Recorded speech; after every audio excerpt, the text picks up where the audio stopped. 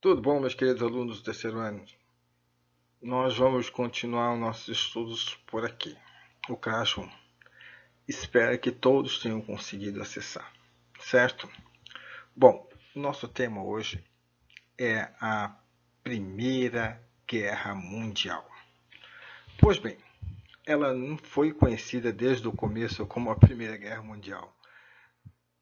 Podemos pensar bem que não tinha existido uma outra guerra ainda, tão grande como essa, tá? Até o início da Segunda Guerra Mundial, ela era conhecida como a Grande Guerra ou a Guerra de Todas as Guerras. Por que a Guerra de Todas as Guerras? Por que a Grande Guerra? Eles tinham naquele momento uma teoria que essa guerra ia resolver todas as guerras anteriores, ia resolver todos os problemas anteriores, certo? Mas vamos passar para o próximo slide, lá a gente vai ter um pouco mais de conhecimento. Vamos lá. Bom, aqui nesse segundo slide, nós vamos trabalhar os antecedentes dessa grande guerra, dessa guerra de todas as guerras, Guerra Mãe, como eram chamadas naquele momento. Como eu já disse para vocês, ela era conhecida até o início da Segunda Guerra Mundial como a Grande Guerra, ou a Guerra de Todas as Guerras, ou a Guerra Mãe, aquela que resolveria todas as pendências anteriores. Que pendências são essas? São as guerras anteriores que os países como França e a Prússia, ou a Rússia e a Prússia, a Inglaterra, entendeu? E a Alemanha, certo? Então ela é resolver todas aquelas pendências anteriores. Que pendências são essas? São realmente guerras por territórios, certo? O outro tópico que eu coloquei por aqui para vocês é o imperialismo, né? Porque todos esses países, como a França, como a Inglaterra, como a Rússia, tá? Como a emergente Alemanha, certo? Por que emergente Alemanha? Porque a Alemanha não era ainda uma nação antes dessa corrida imperialista tinha começado, tá? E nem a Itália. Tanto a Itália como a Alemanha é um país que resolveram se unificar. Anteriormente eram o quê? Reinos, mas eles tinham algo em comum, tinham língua em comum. Então eles buscaram realmente, para melhorar a situação deles, formar um país em torno de um rei, certo? Ou de um imperador. Então o imperialismo nada mais que é a busca de novos mercados, uma disputa pela África e pela Ásia, principalmente pela Ásia e pela África, e também pela América, né? Só que naquele momento nós já tínhamos os Estados Unidos aqui, o grande protetor das Américas, né? É uma teoria para eles não terem vindo para cá tentar nos colonizar de novo, certo? E eu já tinha aqui mais abaixo, já falei, principalmente para aqueles países novos que surgiram, né? Que foi Itália e Alemanha, que estavam se industrializando e queriam um mercado consumidor, queriam novas matérias-primas, certo? A segunda parte é a paz armada, que é a preparação para a guerra, né? Que eu já pedi no primeiro bimestre para vocês fazerem uma pesquisa. A boa maioria fez, né? Parabéns. Então, o que era a paz armada? Todos os países que estão envolvidos nesse grande conflito, eles fizeram o quê? Eles se armaram com novas tecnologias, novas armas, prepararam seus exércitos dentro dos seus países e eles estavam preparadíssimos para uma guerra iminente. É, realmente, eles sabiam que essa guerra ia acontecer, então eles já se preparavam. E cada um, com essa sua preparação, eles tinham certeza que eles iam ganhar rapidamente, que essa guerra não ia durar mais de 3 meses, certo? Então eles tinham realmente, com eles, cada um sentimento que eu partir para a guerra, eu vou derrotar rapidamente e eu vou voltar para casa sem grande perda, tá? E o que acontecia naquele momento na Europa? Existia a Belle Époque. O que é a Belle Époque? É um período de grandes avanços tecnológicos. Tá? O que são tecnologia? Hoje, para nós, aqueles avanços para eles não são não é mais considerado avanço, né? Mas para eles eram a fotografia, o cinema, entendeu? Os carros, novos tipos de carros. Então aparecia novos, podemos dizer, na moda, parques de diversões, o avião Santos Dumont estava lá em Paris, tanto que eu botei uma foto de Paris, né? Ele estava lá colocando a dirigibilidade no avião, certo? E aquela Europa dançava, aquela Europa ia para bares, para teatros e festejavam, né? Havia o que? Um grande incentivo às artes, né? Então havia muita alegria na Europa. Mas eu posso deixar aqui nas suas colônias, e a Europa brigava por territórios nas suas colônias. Lá nas colônias da África e da Ásia, vamos dizer que, eu ia falar uma palavra chula, mas não vou falar. A guerra comia solta, certo? Vamos pro terceiro. Um abraço. Continuando com os antecedentes, né? Que foram muitos. Vamos ver no final disso aqui que realmente os antecedentes vão dar mais ênfase, vai ter mais acontecimentos do que a própria guerra, né?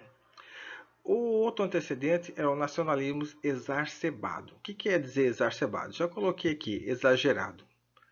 E a formação de novos estados nacionais, que já falei adiante, que é a Alemanha e a Itália, por exemplo, né? Mas a França, a Inglaterra, a Rússia, a Sérvia, entendeu? Os países balcãs ali, entendeu? E a Itália. Então tinha realmente cada um realmente achava que eles não necessitavam uns dos outros.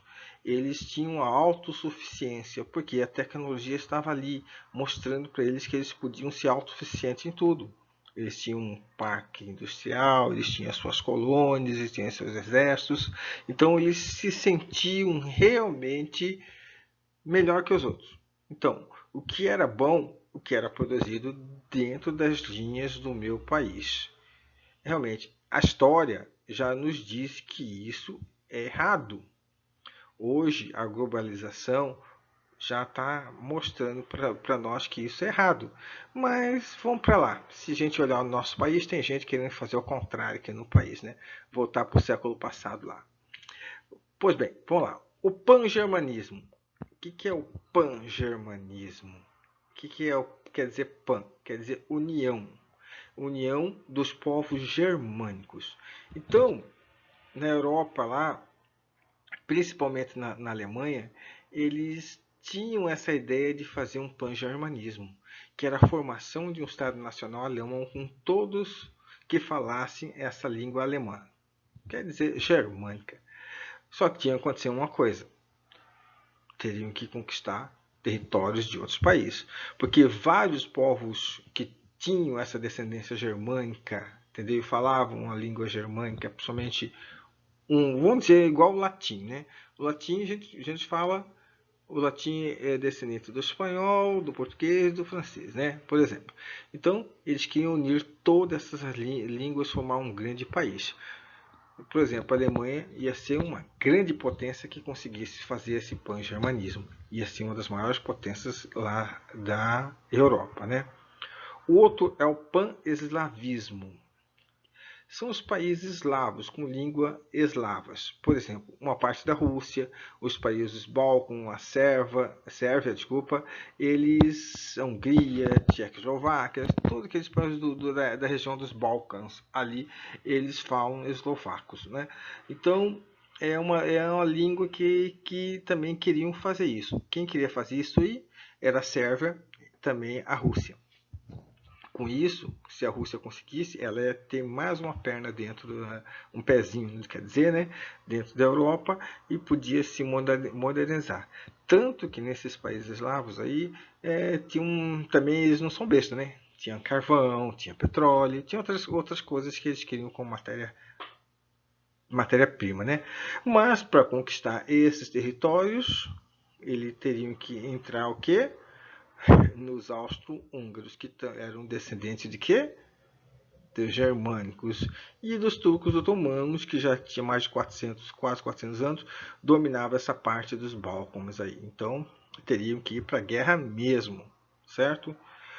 E eles tinham uma ideia, que era a formação da Grande Sérvia, que era essa formação da Grande Sérvia já era uma ideia dos sérvios mesmo. Essa grande ideia, eles teriam que tirar, adivinha, território de quem? Dos austro-húngaros, de quem? Dos turcos otomanos, adivinha de quem mais? Da Rússia.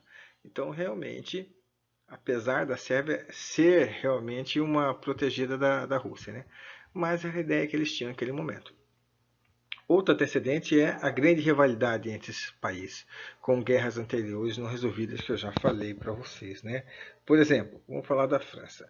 A França entrou em guerra com a Rússia, com a Prússia, com a Áustria-Húngaro, entendeu? A França chegou a dominar praticamente toda a Europa na época de Napoleão, certo?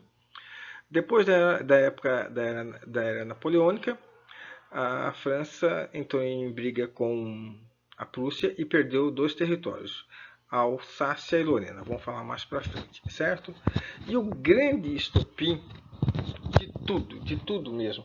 Nesse momento, todo mundo queria brigar, mas eles não achavam o porquê e como começar, certo?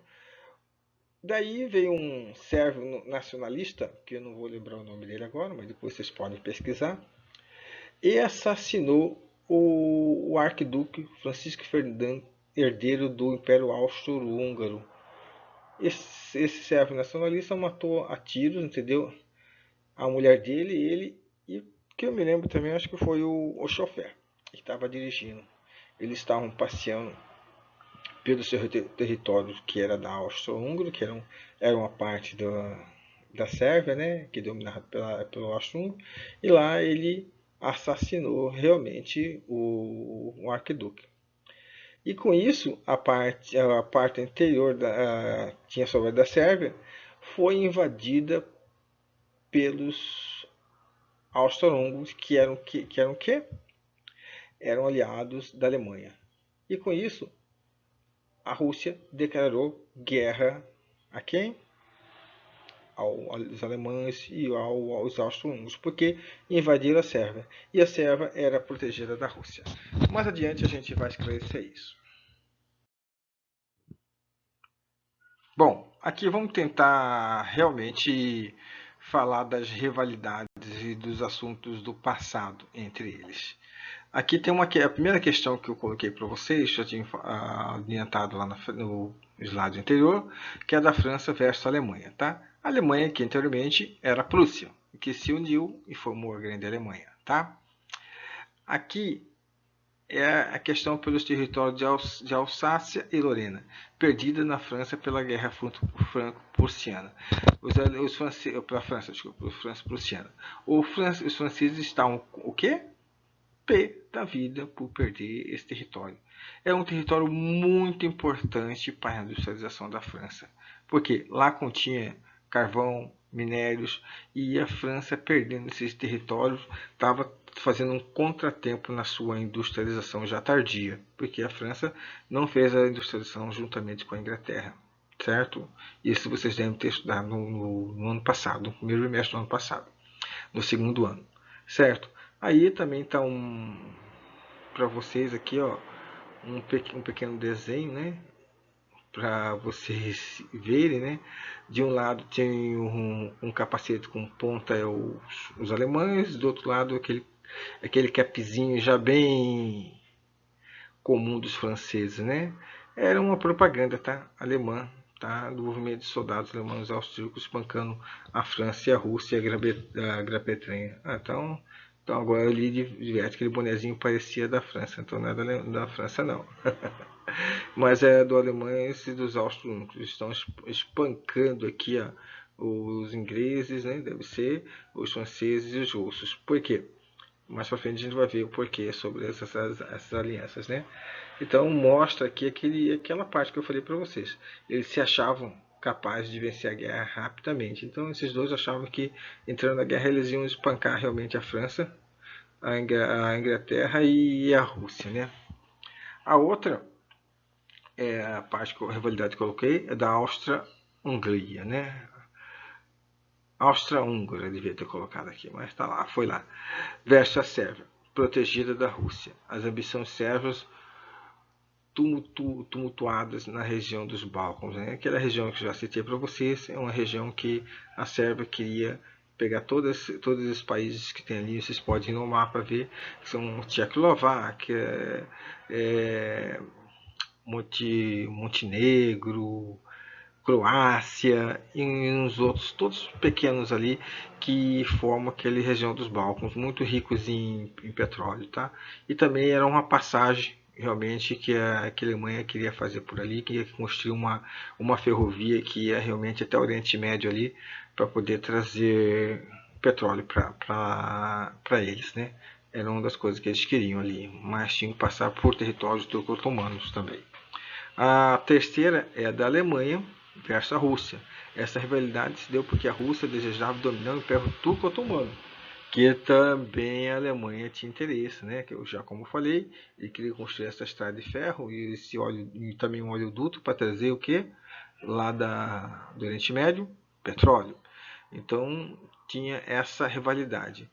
E tipo, você vê, ó, os germânicos aqui querem brigar com todo mundo. A outra briga aqui é a da Alemanha versus a Inglaterra. Pela disputa de mercado de consumidores e colônia. A Inglaterra era a rainha dos mares e tinha a maioria das colônias do mundo, né? Pois bem, aí vamos fazer aquela brincadeira, né? A Alemanha é recém-formada, recém-criada, recém-chegada, né?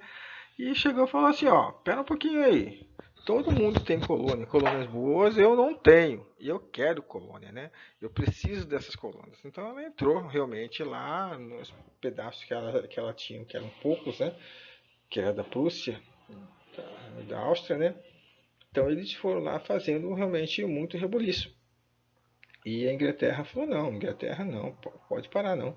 O mercado é meu, as colônias são minhas, eu sou a rainha dos mares, vocês vão ter que passar por mim, certo? E tanto que os alemães, nesse momento, os alemães, eles tinham feito muitos avanços tecnológicos, tanto que o submarino apareceu para nós durante a Primeira Guerra Mundial, certo? Foi lá que ele apareceu, dando ares da graça, afundando os navios, os aliados da Inglaterra. Pois bem, vamos adiante. Nesse quinto slide, vamos conhecer as políticas da alianças, né? De alianças, quer dizer. Aqui a primeira é a Tríplice Aliança. Ela foi formada primeiramente pela Alemanha, certo? Aqui no mapa vocês podem ver a Alemanha, bem do lado o Império Austro-Húngaro, certo? E bem mais abaixo o Império Turco-Otomano, que fez já um acordo aí com eles, porque realmente nesse momento eles o Império Turco-Otomano já estava entrando em decadência, né? Então ele tinha que se aliar com alguém. E a Itália, tanto que no mapa vocês podem ver que a Itália está um pouquinho riscadinha. E aqui eu coloco uma observação para vocês. A Itália entraria no conflito só se o território alemão fosse invadido pela França. Não, aí não foi, né? Então o que aconteceu? Foi a Alemanha que invadiu territórios franceses, né? Tanto que essa invasão da Alemanha era vital, porque só dessa maneira, com essa invasão, ela poderia brigar também com a Inglaterra, né? Ficaria muito mais perto em invadir a França e ter acesso ali pela Normandia, né? Que vai ser futuramente aquela parte ali, que é uma parte que tinha uns lugares para fazer, tem portos já, para poder atracar seus navios, fazer seus navios para poder atacar a Inglaterra, né? Lembrando, você pode ver que a Inglaterra é uma ilha, né? Entendeu? Entre a Europa continental e a Inglaterra tem o Canal da Mancha, né? Com mais de tantos quilômetros aí, 35 quilômetros de um lado para o outro, né? Então, e é bem difícil. Então, aqui é a política das alianças nesse quinto slide.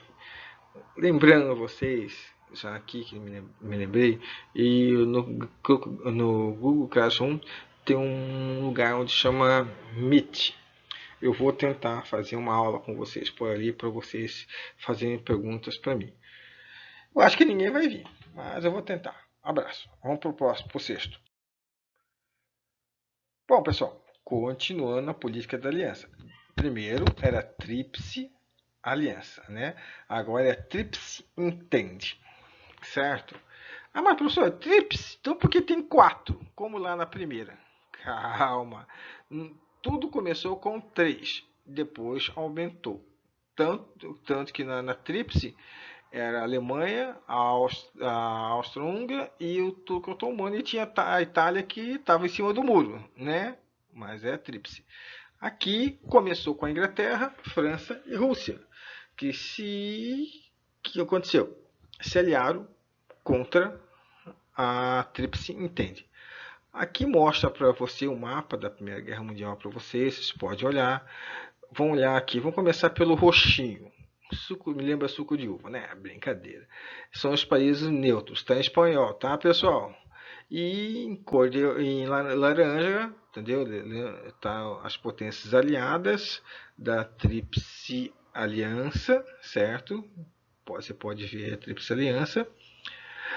E em verde, as potências realmente da Tríplice Entende, certo? Por aí, né, pessoal? Vamos lá. E, pô, professor, você colocou os Estados Unidos entra em 1917? Sim, os Estados Unidos só vai entrar em 1917 nessa briga aí, tá? Depois que a Rússia sair. Mas isso é um outro slide, eu vou explicar melhor para vocês. Tá aqui para vocês olharem bem legalzinho o mapa, tá? Dúvidas, tá? Vocês entram, eu vou fazer aquele meet que eu falei para vocês, vou mandar para vocês um código, mas só vale para aquele dia. Mas eu vou avisar todo mundo que eu vou fazer isso aí, certo? Vamos para o sétimo, obrigado. Estamos na primeira fase da guerra. Por que a primeira fase da guerra, professor? Teve duas fases, tá? Essa aqui é a primeira. Nós chamamos de guerra de movimentos. Mas, professor, você botou umas fotos antigas em preto e branco, pessoal indo para a guerra de bicicleta e cavalo. Realmente começou assim, tá? E essa foto eles são dos indianos indo para a guerra, tá? E ali, a mais à direita, também uma tropa realmente também lá dos franceses indo para a guerra de carro. Porque, pessoal, não tinha automóveis de guerra naquele momento, entendeu? Eles tinham canhões, tinham como, e os canhões eram puxados ainda por cavalo, por carroções. Nesse período nós estávamos mudando realmente como fazer guerra.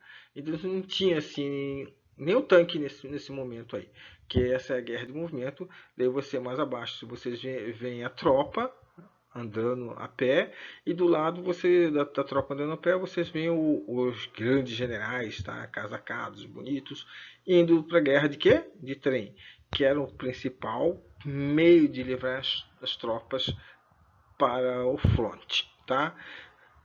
O trem realmente se vocês estudaram a Revolução Industrial, é o que movimentou realmente a Revolução Industrial até chegar nesse momento dessa guerra aqui, tá?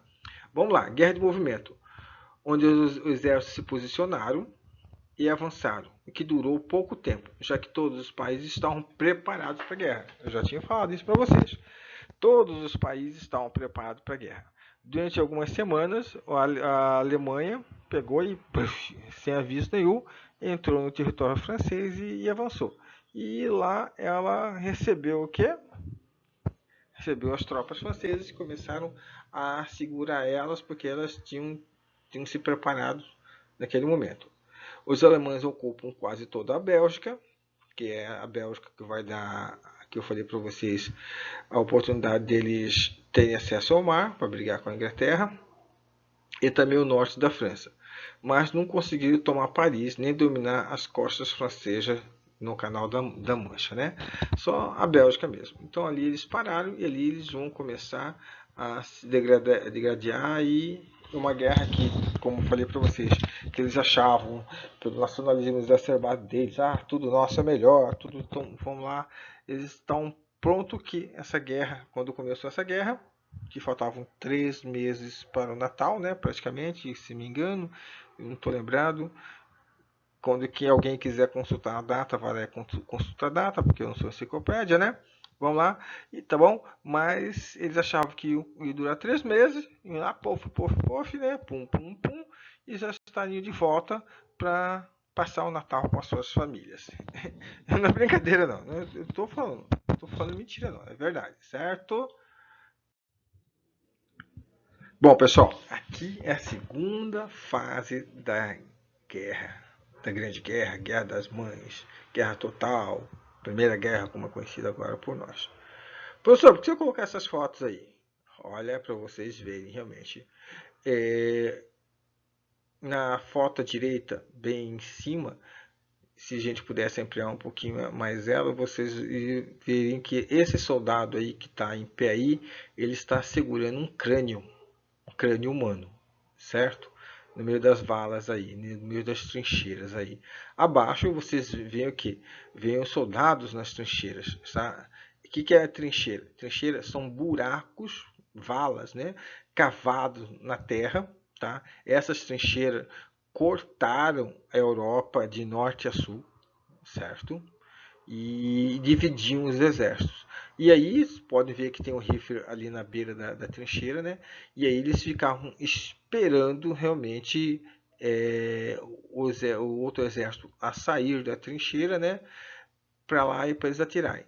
Só que esses generais aí, segundo os generais que eu ouvi assistindo nas grandes guerras, né? Que gosto de assistir na história, né? No canal aí na parabólica, na nossa TV a cabo aí, eles falaram que os generais atuais falaram que eles não estavam preparados para uma guerra mais moderna, né? Eles ainda estavam preparados para a guerra de quê? A guerra de baioneta, a guerra de espada, a guerra de cavalo. Só que aqui já tínhamos metralhadoras, né? Ninhos de metralhadora. Então os soldados, muitos desses soldados se levantavam ali para ir para a morte, né? Que a metralhadora cortavam eles no meio, né? E a foto maior pessoal, eles estão mortos. São soldados mortos da Primeira Guerra Mundial. Já tem mais de 100 anos, tá? Não vão ficar. Não. Vocês já viram coisas piores, eu acho, né? Em filmes de terror aí. Bom, Guerra de Trincheiras. Essa fase durou até o final, onde a mobilidade dos exércitos foi quase nula. Nula. O que é nula? Não tinha avanço. Guerra que seria de pouca duração, como eu já falei, acreditavam que duraria pouco tempo, não foi, certo? Durante quase 2 anos e meio, as linhas de combate estabilizaram-se, os exércitos adversários procuravam abrigar-se em complexo sistema de trincheira, onde passavam praticamente a morar, convivendo com ratos, parasitas, com lamas, pó, frio, calor, fome, e as estações conforme as estações do ano. E também, nesse momento, eles não tinham como enterrar esses soldados aí mortos. Acabava que eles tinham que conviver com os soldados aí. Tanto que lá já tinham francos artilhadores. Que os francos artilhadores ficavam nessa trincheira? Esperando o cara levantar para dar um tiro na cabeça do cara, para matar o cara. Certo? Uma vez eu assisti um documentário sobre a Primeira Guerra Mundial, já muito tempo atrás. Os ingleses aí, eles ficavam assim à noite esperando os alemães acenderem os seus cigarrinhos, né? E atiravam diretamente para onde estava o pequeno marco da brasa do cigarro para matar os alemães. Olha só, terrível, né? Esse momento é um momento mais travado dos conflitos, né? Eles saíam dessas trincheiras, tentar ganhar a próxima trincheira, né? Só que quase ninguém chegava do outro lado lá. E quando chegava do outro lado, tinha muito mais exército vindo dos dois lados da trincheira, acabavam morrendo ou presos, certo? Esse período de longa tensão, condições de vida extremamente duras nas trincheiras, né? Horríveis, entendeu? Eu acho que Primeira Guerra Mundial foi muito mais cruel que a Segunda Guerra Mundial, porque nesse período inventaram novas armas de mortes em massas, como o gás sarin, o gás mostarda, que queimava não só a pele, como também a pessoa que inalava esse gás, queimava tudo por dentro e a pessoa tinha uma morte cruel. A gasolina já tinha sido inventada até então. Os lança-chamas, os caras chegavam com lança-chamas e queimavam os caras vivos. Ah, porque o lança-chama nada mais é que um injetor de gasolina com a gasolina acesa, né? A gasolina cai nas pessoas pegando fogo e as pessoas morrem queimadas, né? E também porque o conflito se arrastou muito tempo e realmente no mar teve conflito também. Como eu falei, a Alemanha inventou o submarino e começou a afundar vários navios e a alimentação para essas cidades que estavam perto quase não havia e as pessoas começaram a morrer de fome, frio, certo? Porque tinha que ter carvão na época de frio, né, para poder aquecer as suas casas, esse carvão não chegava. Estava tudo voltado para onde? Para a guerra, né? Com aí já falei, o uso de novas tecnologias. Já no final da guerra que os tanques apareceram, né? Para poder resolver essa parada. E no final da guerra que eu coloquei para vocês anterior é que os Estados Unidos entra, né? Então vamos lá para o outro slide. Bom, vamos lá, mudança na guerra, estava na hora. Desdobramento da guerra, né? Vamos lá, aí a guerra começa a modificar, certo? Porque alguns acontecimentos vão haver que vão realmente mudar tudo que está acontecendo nessa guerra, certo? Em 1915, a Itália vai mudar de lado devido à promessa da Inglaterra por territórios novos na África, tá? E ela vai mudar, ela vai passar para a Tríplice Entente, certo? E vai deixar a Tríplice Aliança. Em 1917, a Rússia também deixa a Grande Guerra devido ao início da Revolução Comunista, tá? A Rússia também tinha perdido outras guerras, principalmente ela perdeu territórios lá na China para o Japão, tá? Ela dominava uma parte da China, tá? Da Manchúria, mais ou menos aquela parte, né? Então era da China ainda. Então ela perdeu não só essa, mas perdeu outras guerras pequenas por realmente ela ter grande número vamos dizer, de homens no exército, mas ela não era preparada para lutar. Então, até esse momento, a Rússia vai lá e chama os alemães e faz um acordo assim, vamos dizer, por baixo do pano. Fala assim para a Rússia, ó, nós estamos, para a Alemanha, quer dizer, nós estamos com problemas, eu não ataco você, você não me ataca e fica elas por elas, né? E a Alemanha, naquele momento, falou, não, tá, daqui a pouco a gente conversa, porque ainda estou com um problema lá na frente, na outra frente, né? Na frente oeste. Então, nesse momento, o que acontece? Deixa de ter a frente leste e a Alemanha passa a ter uma frente só. Então, ela vai mobilizar todo o seu potencial de reserva para onde? Para a frente leste. E vai começar a pressionar, nesse momento, a França e a Inglaterra. Com isso, vai entrar nessa briga os Estados Unidos da América. Tá?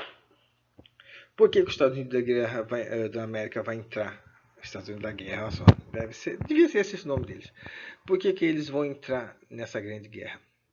Pensa, ele é o grande patrocinador da guerra. É ele que está mandando alimentos, ele está mandando armas, ele que está mandando dinheiro para a França, entendeu? Para a Rússia e para a Inglaterra, porque nesse momento o que acontece? Parou de se produzir, parou as indústrias desses países estão tudo voltado não para o comércio mais não, estão voltado tudo para onde? Para a guerra, os seus esforços, tudo para lá. Os seus homens estavam em guerra. Então, nessas indústrias estavam as mulheres que tomaram realmente o lugar dos seus maridos para trabalhar lá, certo? E como eu falei, a Alemanha começava a avançar sobre esses países da Tríplice Entente. E o que aconteceu? Os Estados Unidos falou, poxa, eu vou perder dinheiro. Se eles perderem, quem vai pagar a minha dívida? Né? Aí os Estados Unidos também entra nessa guerra, hein, porque ele ia perder dinheiro, certo? Vamos lá, pessoal, para o 10º slide. Está escrito aqui, cronologia do término do conflito, tá? Vamos lá. É uma das partes mais importantes, em 1918, tá? Já no final dela. Aqui eu coloco que em fevereiro chega as primeiras tropas norte-americanas à França para ajudar, tá? Em março, o governo bolchevique comunista russo, que foi instaurado em novembro de 1917, assina um tratado de Brest-Litovsk com a Alemanha, que eu já havia falado para vocês que em 17 ele correu atrás, né? E retira oficialmente a Rússia da guerra. E no mesmo mês, os alemães iniciam a última ofensiva na frente ocidental. Mas uma vez não consegue tomar Paris, certo? E em julho, na contra-ofensiva aliada na França, os alemães começam a bater em retirada. Em setembro, a capitulação, a rendição da Bulgária, que também era da Alemanha. Em outubro, a capitulação da Turquia, que também estava na Tríplice Entente. Em novembro, o Império Austro-Húngaro se desintegra no terceiro dia, né? Aí a Áustria assina armistício, que é a paz, né? Acordo de cessar-fogo, separando, né? E no dia 9, irrompe uma revolução republicana na Alemanha e a fuga do czar. Que era o czar? Que era o rei, né? O Kaiser era o César, czar quer dizer César, tá? Guilherme II, tá? E no dia 11 desse mesmo novembro, o novo governo alemão assina um armistício com os aliados, na expectativa de serem observados no dia em 14 pontos de Wilson, que foi frustrada pela dureza de condições impostas aos vencedores. Então, aqui, ó, esses 14 pontos do Wilson, eles acharam que era muito cruel para eles. Mas realmente, pensando bem, mas futuramente, não era. Realmente o Tratado de Versalhes vai ser realmente muito mais cruel com os alemães do que realmente esses 14 pontos Aqui nós vamos ver as consequências dessa guerra, né?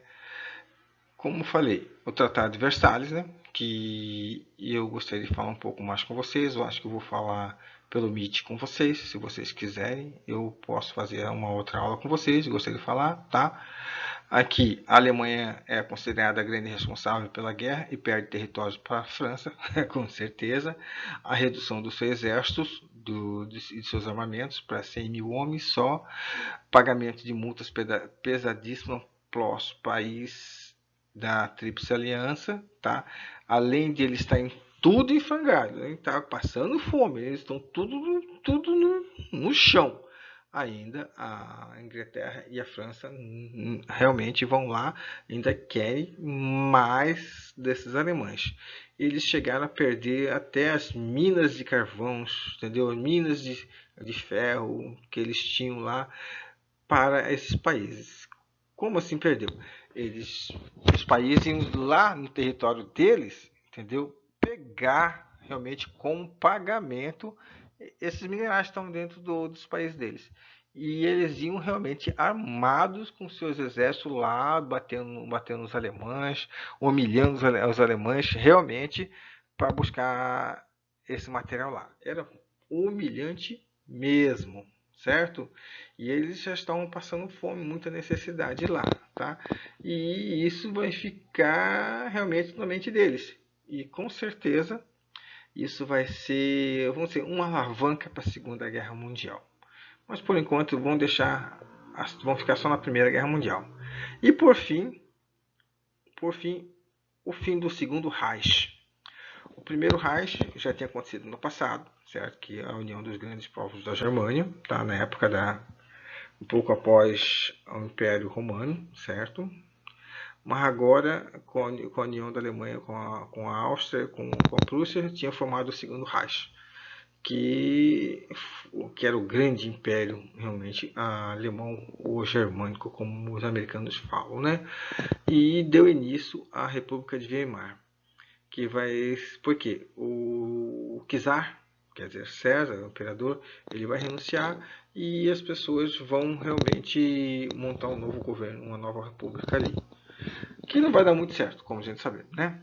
A outra consequência dessa guerra é a mudança do mapa político da Europa e do Oriente Médio, que foi totalmente redesenhado. Oh, tristeza, né?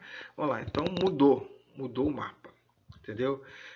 Alguns territórios passaram a pertencer à Inglaterra, à França, à Itália, da Alemanha, né? E outros países se formaram após realmente essa guerra. Os turcos realmente perderam realmente todo aquela parte ali. O Oriente Médio começou a se dividir, a fazer revolta com eles. Vai nascer no Oriente Médio o Iraque, o Irã e outros países, a Jordânia, certo? Aqui nos Balcãs vai surgir o que? Albânia, Romênia, Bulgária, Macedônia, certo? Tchecoslováquia, Armênia e a Áustria vai se dividir em Áustria e Hungria, né? Então vai redesenhar totalmente o mapa aqui. Vai nascer a Islândia, Lituânia, Letônia, certo? Então vai ter uma nova Europa com novos países, tá? E a Alemanha vai ser dividida, como eu falei para vocês, vai ser dividida, né, em duas partes. Por quê?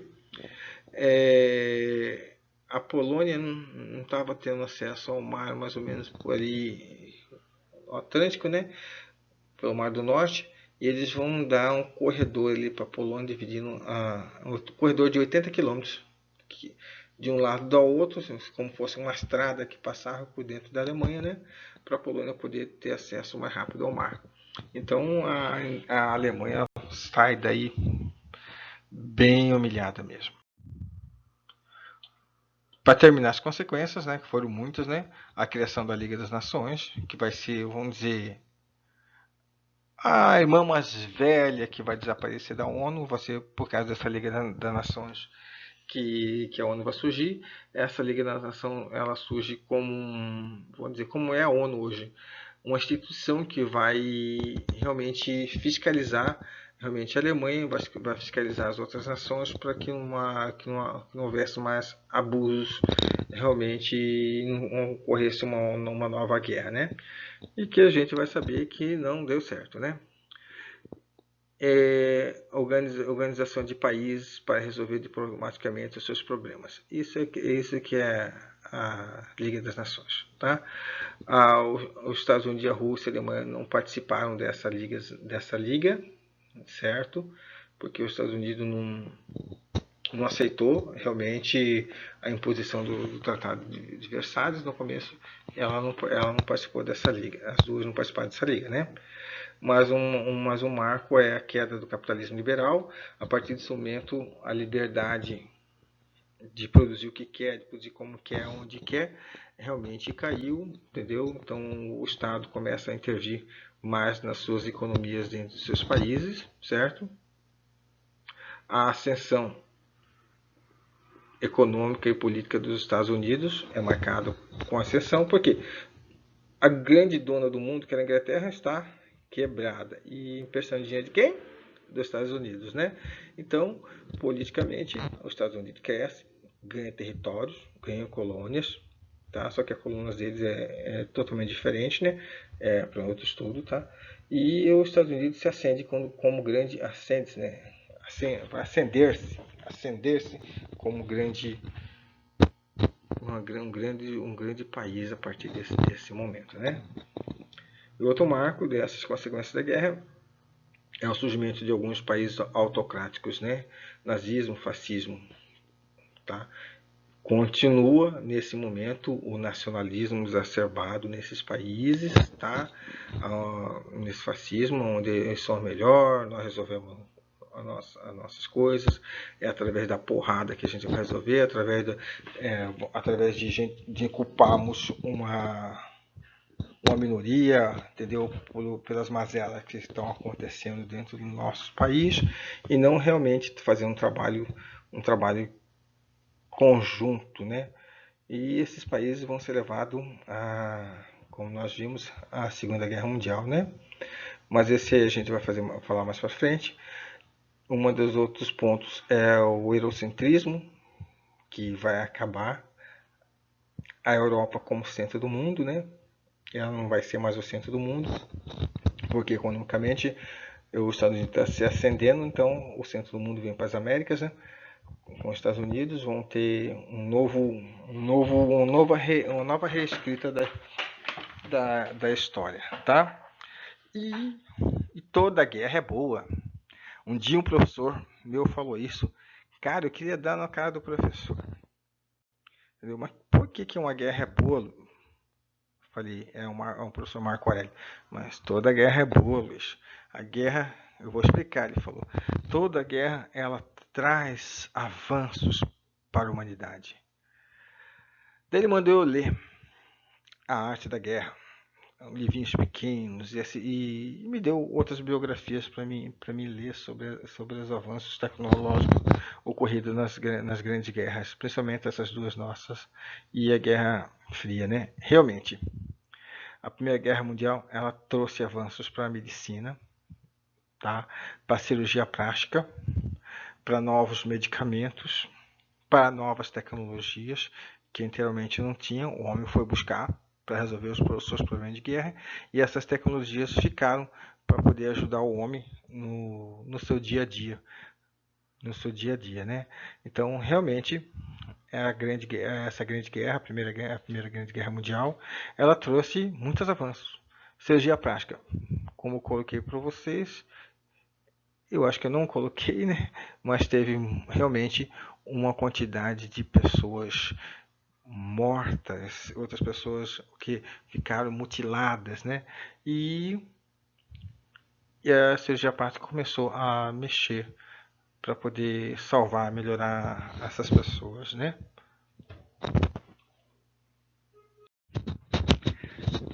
Terceirão, olha só, esse assunto é um assunto que é do primeiro bimestre, mas no primeiro bimestre ficou um pouco louco tudo, né?